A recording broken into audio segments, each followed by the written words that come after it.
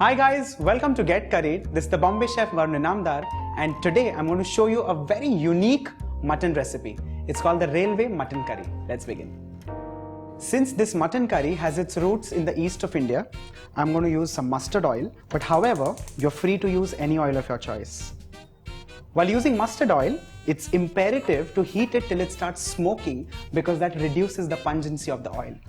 This has smoked well, off goes the flame, and let's start prepping the onions. Cut these into thick slices as roughly as you can.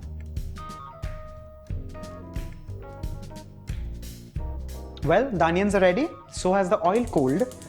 I'm now going to heat this on moderate flame, and the first thing that goes in is some whole spices. Bay leaf, a stick of cinnamon, few big or black cardamons, green cardamons, peppercorns and cloves. Let these crackle a little, giving it a light stir. Once these start crackling, I'll be adding in some cumin seeds. Once this is ready, I'll be adding in the onions and saute these lightly.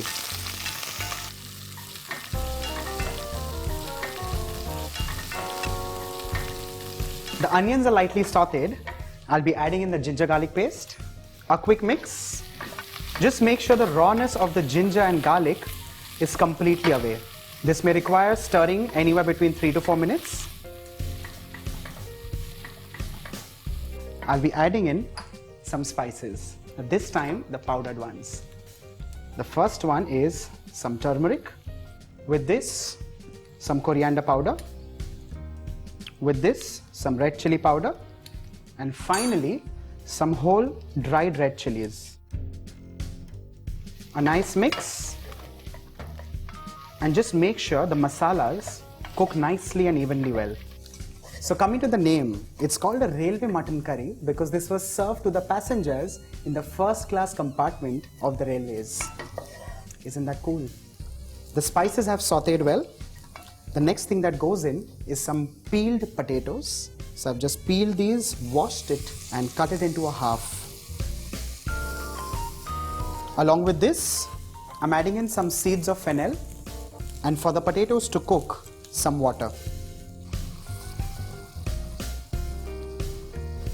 At this stage, you can add in some salt so that this seeps in right through the potatoes. Cover this and cook it till the potatoes are nice and soft. While the potatoes are cooking, let's cut some tomatoes. I'm cutting these finely so that they cook nicely and evenly. Alternately, if you wish, you could also crush these in a grinder.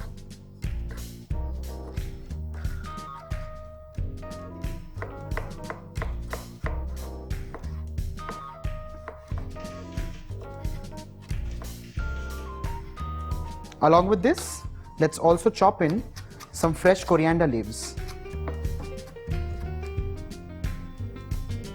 Let's check for the doneness of the potatoes. Here they're done, nice and soft. Once that's done, I'll be adding in the tomatoes and along with this, the chopped coriander leaves.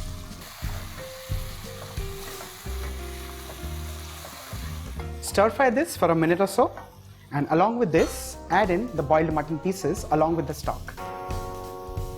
Well, this mutton has been pressure cooked under 4 whistles.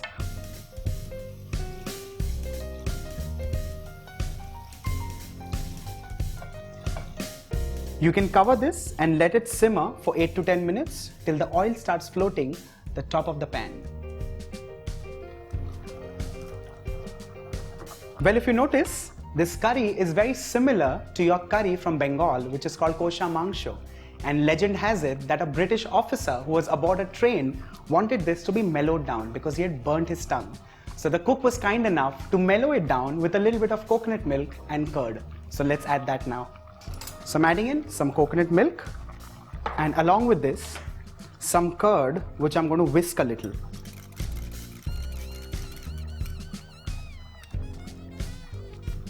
Mix it well, just let it simmer for a minute or so. And here you have this beautiful Railway Mutton Curry which is done and ready.